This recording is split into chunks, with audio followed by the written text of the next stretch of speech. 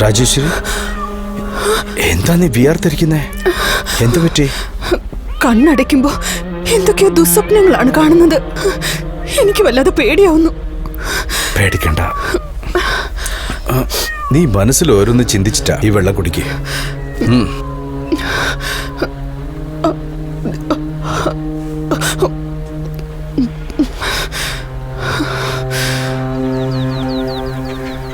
Hello, ഞാൻ രാജേശ്വരിയാ സംസാരിക്കുന്നത്. അത്യാവശ്യ കാര്യമുണ്ട്. ഉടനെ പുറപ്പെട്ടിങ്ങി വരണം. എന്താ കാര്യം? എല്ലാം നേരിട്ട് സംസാരിക്കാം. ശരി, ഞാൻ എത്തിക്കോളാം. ഓക്കെ.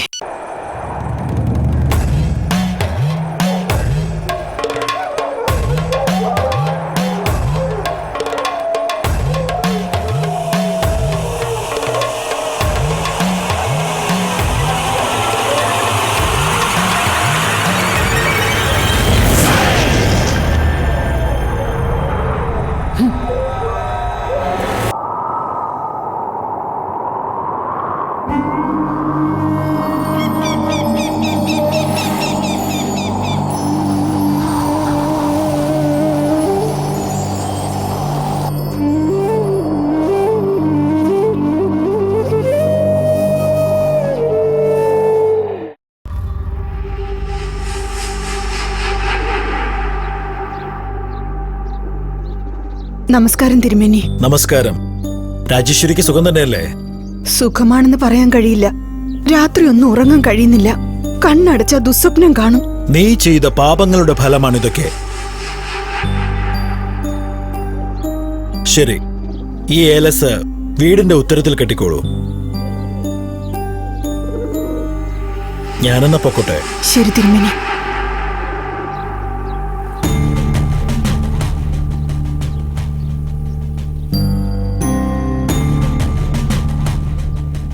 ഒരു ഗതി കിട്ടാത്ത ആത്മാവ് ഇവിടെ അലഞ്ഞു തിരിഞ്ഞു നടപ്പുണ്ട്. ഇവിടെ നടക്കുന്ന അസംഭവ്യങ്ങൾക്കെല്ലാം ആ ആത്മാവ് തന്നെയാണ് കാരണം.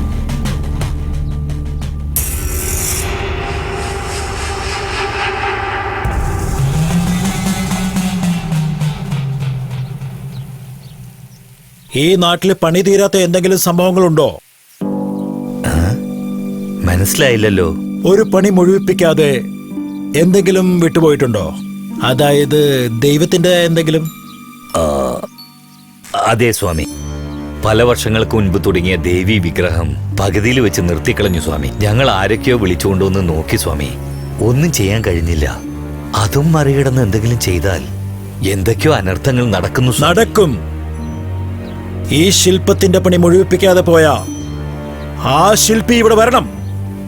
അന്നേ ഈ പ്രശ്നങ്ങൾക്കൊക്കെ പരിഹാരമാകൂ. പകുതിയിൽ നിർത്തിപ്പോയത് കൊണ്ട് അയാളെ ഞങ്ങളും പോയി കണ്ടില്ല സ്വാമി. നിങ്ങൾ വലിയ തെറ്റാണ് കാണിച്ചത്. ആദ്യം അയാളെ പോയി കാണൂ. ഈ നാടിനും ഇവിടുത്തെ ജനങ്ങൾക്കും യാതൊരു പ്രശ്നവും ഉണ്ടാവാൻ പാടില്ല. അതുകൊണ്ടാ പറയുന്നത്, പോകൂ. ശരി സ്വാമി, ഞങ്ങൾ ഇപ്പൊ തന്നെ പോയി അദ്ദേഹത്തെ കാണാം. മാധവ, നിങ്ങൾ 4 പേര് പോയി ആ ശില്പിയെ വിളിച്ചുകൊണ്ടുവരൂ. വേണ്ട മോനെ, എന്നെ വിട്ടേക്ക്. അങ്ങനെ പറയരുത് സ്വാമി. നിങ്ങൾ ആരംഭിച്ചത് നിങ്ങൾ തന്നെ ചെയ്യണം. ഈ ഇടയായിട്ട് കൈയെല്ലാം വിറച്ചുകൊണ്ടിരിക്കുക. കണ്ണിന് കാഴ്ച പോലും തീരെയില്ല. ദൈവത്തിന്റെ ചിലയായതുകൊണ്ട് നന്നായിട്ട് ചെയ്യണം. ദൈവകോപം ഉണ്ടാകരുത്. ഒരു കാര്യം ചെയ്താലോ, ഞാൻ എന്റെ പേരക്കുട്ടി അയക്കാം. അവൻ എന്നെക്കാളും മിടുക്കനാ. സ്വാമി, ആരെ വേണമെങ്കിലും നിങ്ങൾ അയച്ചോ. ഞങ്ങൾക്ക് ഞങ്ങളുടെ പ്രശ്നം തീരണം, അത്ര തന്നെ. അച്ചാരം വെച്ചിട്ടുണ്ട്, ആളയക്കണം. വരട്ടെ സ്വാമി. വരട്ടെ. പോയിട്ട് വരട്ടെ മോനെ.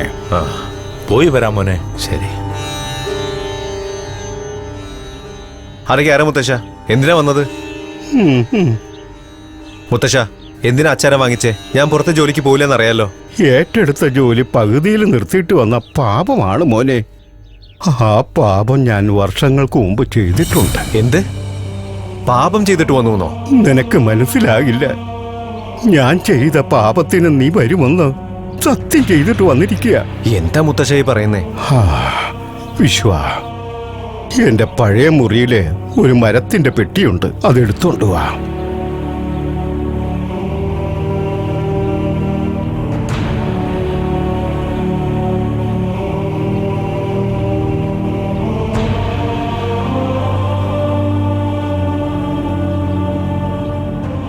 ഇതെന്ത് ശില്പമാ മുത്തശ്ശ?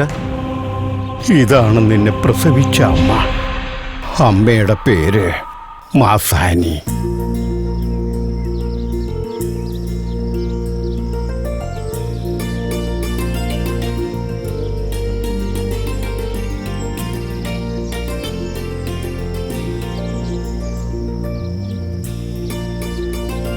നമസ്കാരം മുതലാളി.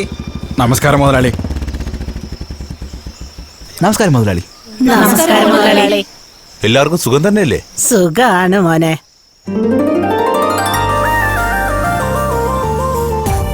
നിനക്ക് നല്ല മനസ്സാ മോനെ. നിന്റെ ഈ മനസ്സിന് ദൈവം നിന്നെ അനുഗ്രഹിക്കും മോനെ.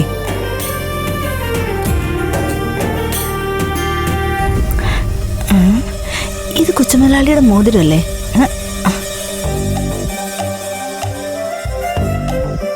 ഇതെന്താ? നീ എന്താ ഇടയിൽ കയറി കൊട്ട നീട്ടിക്കൊണ്ട് നിൽക്കുന്നേ?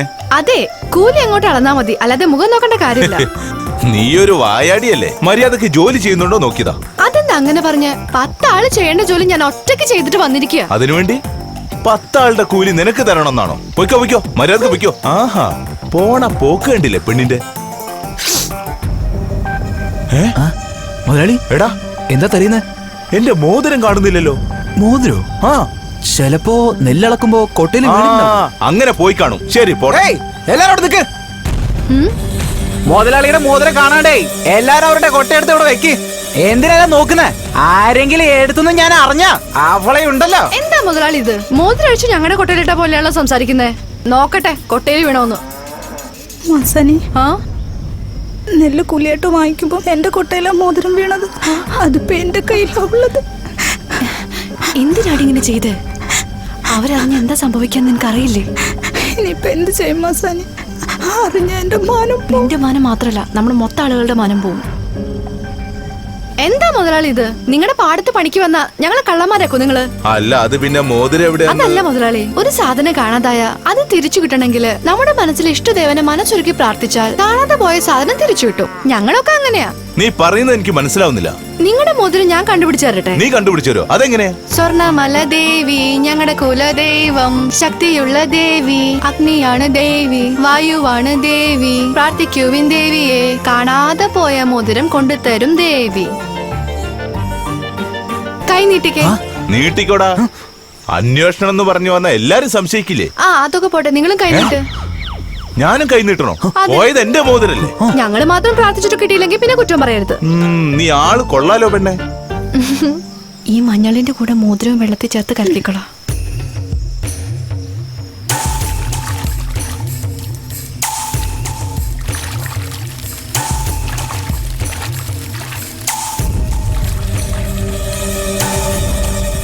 നീ പോയിക്കോ മുതലാളി. ഈ വെള്ളത്തിലൊന്ന് കൈയിട്ട് നോക്കി, മോതിരം കിട്ടും. അതെങ്ങനെ കിട്ടാനാ? കിട്ടിയില്ലേ നിങ്ങളുടെ മോതിരം? മതിയായില്ലേ? ഞാൻ പോവാ. നിന്റെ കൂട്ടരെ രക്ഷിക്കാൻ വേണ്ടി എന്നോട് തന്നെ കളി വേണോ മോളെ? എന്തോ നടാ അന്തം വിട്ട് നോക്കിയിരിക്കുന്നേ. പോയി പണി എന്തെങ്കിലും ചെയ്യും. തലയാട്ടാതിരിക്കെ, അല്ലെങ്കിൽ എണ്ണ കണ്ണിലിറങ്ങും. മതിയർത്തി. കയ്യെന്ന് വിടടാ. നീ ഫോറിനിൽ പോയി പഠിച്ചിട്ട് വന്നൊന്നും വെച്ച് നമ്മുടെ ചിട്ടകളൊന്നും മാറ്റാൻ പറ്റില്ലല്ലോ. ആഴ്ചയിൽ ഒരിക്കൽ എണ്ണ തേച്ച് കുളിച്ചില്ലെങ്കിലേ ചൂട് തലയിലിറങ്ങി അസുഖങ്ങൾ എന്തെങ്കിലും വരും. അവനെന്ത് ചെറിയ കുട്ടിയാണോ? അവൻ ഒറ്റയ്ക്ക് ചെയ്യില്ലേ? അതെന്താ അങ്ങനെ ചോദിച്ചു കളഞ്ഞത്? ഇവനും എന്റെ മോനെ പോലെ തന്നെയാ. നല്ല ചേട്ടതി, നല്ല അനിയനും. എത്ര നേരം എണ്ണ തേച്ച് നിർത്തിയിരിക്കുന്നു, കണ്ണ് നീറുന്നു. എനിക്കും കണ്ണു നീർന്നു. എന്നാ ശരി, വേഗം പുഴക്കടവിൽ പോയിരിക്കെ, ഞാൻ വെള്ളം എടുത്തോണ്ട് വരാം. നമുക്ക് രക്ഷപ്പെടാം. ഈ സ്നേഹം കാണുമ്പോ എനിക്ക് അതൊന്നും പറഞ്ഞാൽ നിനക്ക് മനസ്സിലാവില്ല. അമ്മയുടെ മുഖം പോലും കണ്ടിട്ടില്ല അവൻ. അവൻ എന്നെ അമ്മയെ പോലെയാ കാണുന്നത്.